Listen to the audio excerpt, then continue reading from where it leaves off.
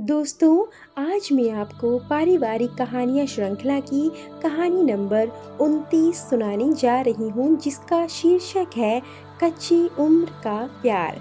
तो चलिए कहानी की शुरुआत करते हैं। और कहानी सुनने के पहले कृपया वीडियो को लाइक, शेयर और चैनल को सब्सक्राइब करना ना भूलें। आज खाना बनाती हुई वीना के मन में रह रहकर विचारों की तरंगें उठ रही थीं। पिछले कई दिनों से वह देख रही थी कि उसकी किशोरवय बेटी रिद्धिमा उसके कमरे में पैर रखते ही चौंक पड़ती है। रिद्धिमा का स्टडी टेबल खिड़की के पास है, इसलिए पढ़ते समय उसकी पीठ दरवाजे की तरफ रहती है। जैसे ही वीना कमरे में जाती है, रिद्धिमा की भंगिमा से लगता है जैसे वह कुछ छिपा रही है। पीठ होने से वीना यह तो नहीं देख पाती कि वह क्या छुपाती है, लेकिन कुछ बात है जरूर। अलमारी में कपड़े आदि रखते हुए वीना एक सरसरी नज़र उसके टेबल पर डाल देती है, लेकिन सामने फैली किताबों के अलावा और कुछ तो दिखाई नहीं देता है।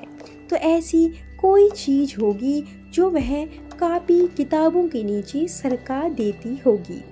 आजकल कई बार वह आईने के सामने भी अलग अलग कोणों में खुद को निहारती रहती है। रिद्धिमा आयु के 16वें बसंत में है।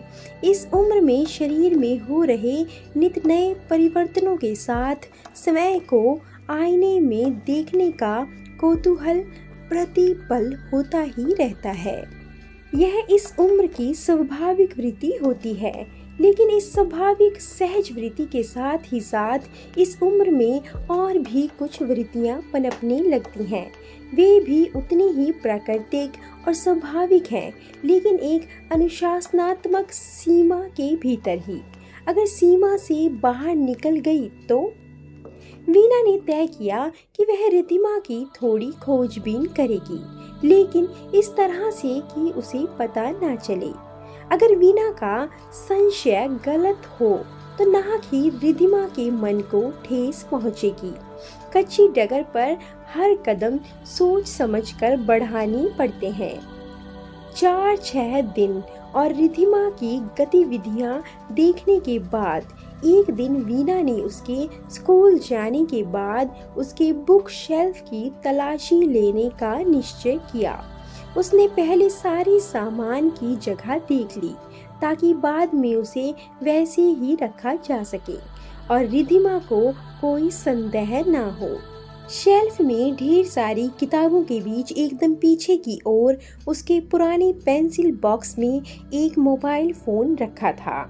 जाहिर है वीना ने उसे फ़ोन खरीद कर नहीं दिया। रिद्धिमा के पास फ़ोन मिलना, वो भी जतन से छुपाया हुआ, अपने आप में सारी कहानी स्पष्ट कर रहा था। वीना ने फ़ोन के कॉल डिटेल चेक किए। एक ही नंबर पर सारे कॉल आए गए थे। फिर उसने मैसेज बॉक्स खोलकर देखा। जाहिर है उसमें भी एक ही नंबर पर सारे मैसेजेस आए गए थे। मैसेजेस ने भी सारी स्थिति स्पष्ट कर दी थी। वीना ने शांत भाव से सारे संदेश पढ़े और फ़ोन को यथास्थान रखकर सारी चीज़ें ठीक उसी प्रकार रख दी। 2 मिनट बैठकर वह सोचने लगी कि अब क्या किया जाए। संदेशों में ज़्यादातर संदेश सामने वाले के ही थे, जो शायद रिद्धिमा का ही कोई सहपाठी होगा। रिद्धिमा के जवाब असमंजस भरे ही थे। इसका अर्थ है रिद्धिमा एकदम से किसी रो में बही नहीं है, लेकिन मन में एक रोमांच भरा प्रलोभन लिए किनारे पर ही खड़ी है। वो किसी भी क्षण बह सकती है। यह कोई अनहोनी या अप्रत्याशित बात नहीं है। हर पीढ़ी की माँ बेटियाँ इस दौर से गुजरती हैं। किसी का दौर आसानी से, समझदारी से गुजर जाता है और किसी का परेशानियों से। जरा सी भी गलती हुई तो कच्ची डगर का यह सफ़र फिसलन और कठिनाइयों से भरा हो सकता है। हवा करने की कोई बात नहीं होती। क्योंकि मनुष्य की उत्पत्ति से ही यह अवस्था प्रत्येक पीढ़ी पर आती है। उस पर भी आई थी, उसकी माँ पर भी और नानी पर भी, और आगे भी आती रहेगी। बस प्यार और विश्वास भरे अनुशासन से इस उम्र पर नजर रखनी जरूरी है। वीना भी तो कभी 16-17 साल की हुई थी। मन में हर समय एक अव्यक्त रोमांचित अनुभूति उमड़ती घुमड़ती रहती थी। हाँ, उस समय आज जैसी स्वतंत्रता और उन्मुक्तता नहीं थी। सब कुछ पर्दे के पीछे ढका छिपा कौतूहल होता था और संस्कार उस पर्दे के पीछे झांकने नहीं देते थे।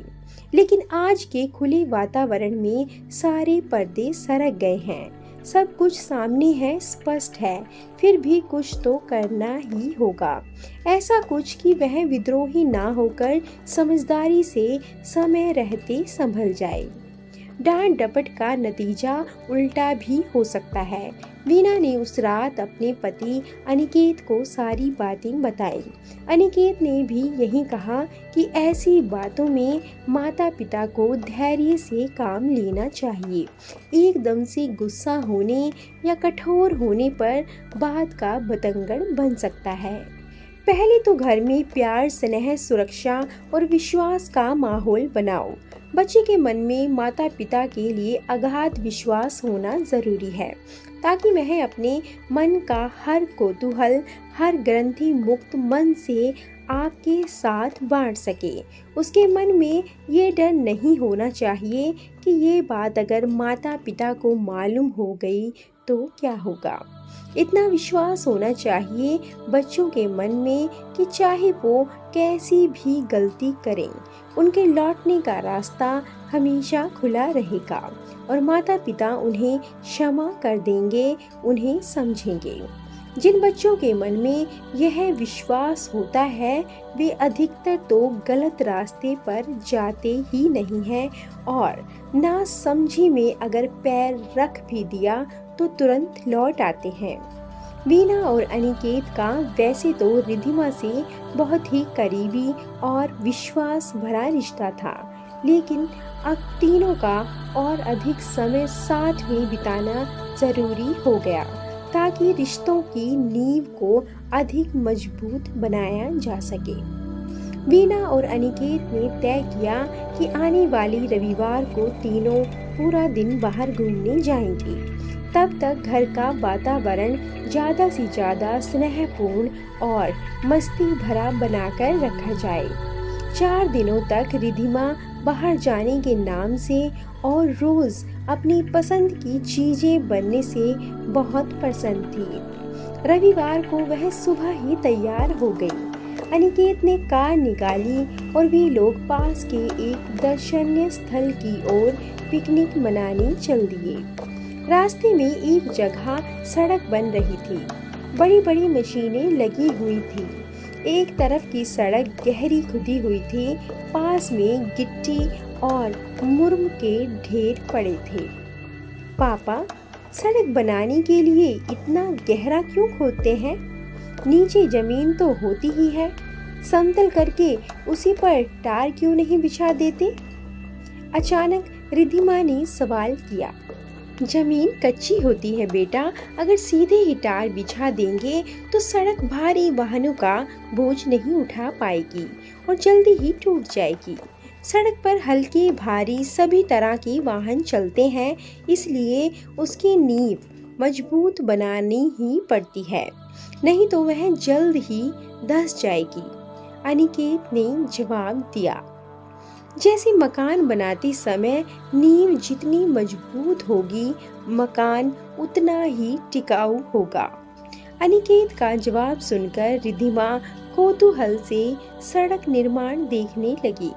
कैसे पहले गहरे तक खोदा गया गड्ढा, फिर उसमें मोटे पत्थर डाले गए, फिर एक एक करके मुर्म, मोटी गिट्टी, बारीक गिट्टी और फिर तारकोल डाला गया। गंतव्य तक पहुंचने पर अनिकेत ने उत्साह से कार से सामान निकाला और चटाई बिछाकर सारा सामान रखा। वह हरे भरे पेड़ पौधों से भरा एक सुंदर बगीचा था। ताजी ठंडी हवा चल रही थी। खाना खाने के बाद वीना ने थर्मस से चाय निकाली और सबको दे दी। चाय पीकर अनिकेत आंख बंद करके चटाई पर लेट गए। वीना और रिधिमा बगीचे की सैर कर रही थी। एक जगह रात रानी के पौधे लगे थे। रिधिमा उन्हें देखकर ठिठक गई। माँ, हमारे घर पर जो रात रानी का पौधा है उस पर तो फूल आने लगे हैं, फिर यहाँ के पौधों पर एक भी फूल क्यों नहीं है?